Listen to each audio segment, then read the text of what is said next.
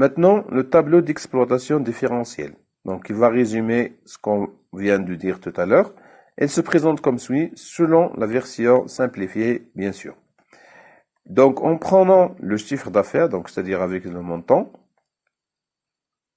donc c'est-à-dire la quantité vendue multipliée par le prix de vente, ou bien le chiffre d'affaires total, c'est on a plusieurs produits, moins le coût variable, donc on va mettre ici le coût variable, c'est-à-dire l'ensemble des charges variables, égale, donc le chiffre d'affaires moins le coût variable égale la marge sur coût variable, MCV.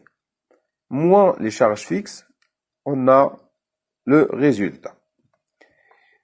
Le chiffre d'affaires représente 100% en termes de pourcentage. On a X% pour le coût variable et Y% pour la marge sur coût, variable, ce qu'on appelle le taux de marge sur coût variable. Donc, pour X pourcentage, il est calculé comme suit, c'est-à-dire on prend le coût variable multiplié par 100 par rapport au chiffre d'affaires. La marge sur coût variable, ou bien le taux de marge sur coût variable, il est représenté comme suit, c'est-à-dire la marge sur coût variable multipliée par 100 divisé par le chiffre d'affaires. Donc, pour calculer Y%.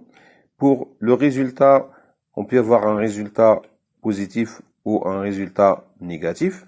Donc, si on a un résultat positif, en quelque sorte, on a un bénéfice, ou résultat négatif, c'est-à-dire on a une perte.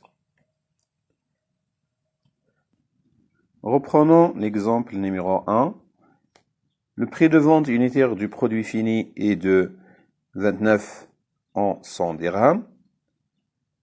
On a le niveau d'activité est composé de 10 unités, 20 jusqu'à 50. Le chiffre d'affaires correspondant, donc c'est-à-dire en multipliant la quantité vendue par le prix unitaire, on a 10 multiplié par 29, on a 290, et on fait la même chose pour les autres niveaux d'activité. Donc on a le coût variable total qui correspond à 250 pour le niveau de 10, on a 500 pour le niveau 20, ainsi de suite.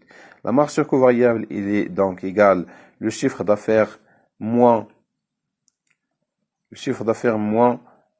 le coût variable, donc est égal à 40, donc 290 moins 250, on a 40 en 100 dirhams.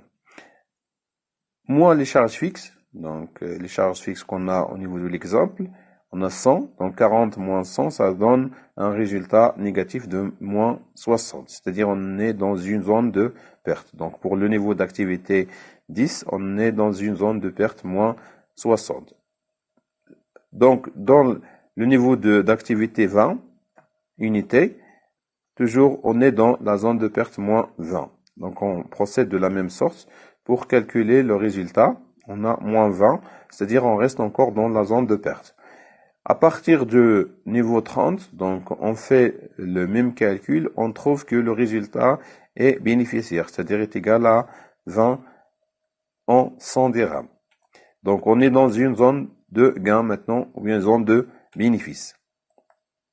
Donc on est dans une zone de gain. Voilà. Donc à partir de ce niveau-là, donc entre 20 et 30, on a atteint le seuil de rentabilité.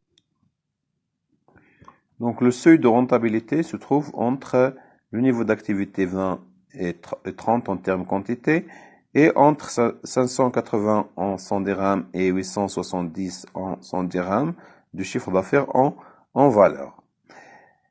Bien, c'est-à-dire que le seuil de rentabilité correspond au résultat qui est égal à 0, qui se retrouve entre moins 20 et plus 20, c'est-à-dire entre les deux zones, zone de perte et zone de gain. On va calculer maintenant le taux de marge sur coût variable et les autres indices, les autres indicateurs. Donc on a le taux de marge sur coût variable, il est représenté comme suit. Bien, le chiffre d'affaires, il représente 100%.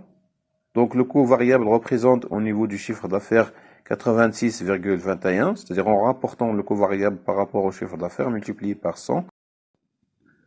Concernant la marge sur coût variable, il représente 13,79%. Donc le taux de marge sur coût variable est de 13,79%. Le calcul de seuil de rentabilité et points morts, on les présente au niveau du tableau suivant. On a le seuil de rentabilité est égal charge fixe divisé par le taux de marge sur coût variable. Donc on a les charges fixes 100 exprimées en 100 dirhams divisé par le taux de marge sur coût variable qui est de 13,79%. Donc on retrouve le montant de 725 exprimé en 100 dirhams. Donc ce chiffre d'affaires, c'est le chiffre d'affaires critique ou bien c'est le chiffre d'affaires qui correspond au seuil de rentabilité dans lequel on trouve le résultat est égal à 0. C'est-à-dire le chiffre d'affaires est égal total des charges supportées par l'entreprise. Calculons maintenant le seuil de rentabilité en termes quantité, donc soit 25 unités de produits finis, c'est-à-dire en reprenant le montant retrouvé au niveau du chiffre d'affaires divisé par le prix de vente unitaire de 29 en 100 dirhams, donc on trouve 25 unités. La marge de sécurité est égale à la différence entre le chiffre d'affaires correspondant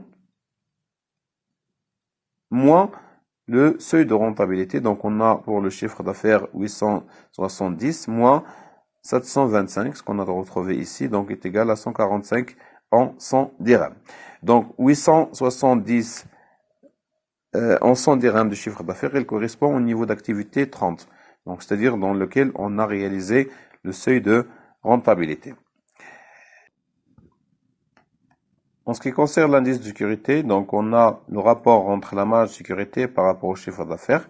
Donc on a 145 multiplié par 100 divisé par 870 est égal à 16,67%. C'est-à-dire que l'entreprise elle est sécurisée face à la zone de perte de 16,77%. Pour le point mort, donc on le calcule de la façon suivante. On prend le seuil de rentabilité multiplié par 12 mois.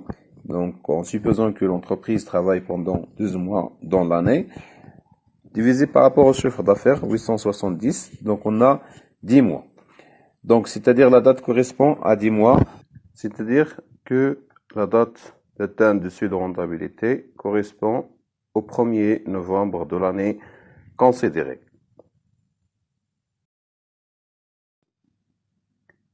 Les graphes suivants représentent le seuil de rentabilité. Donc ici, pour le premier graphe, on a la représentation de résultat.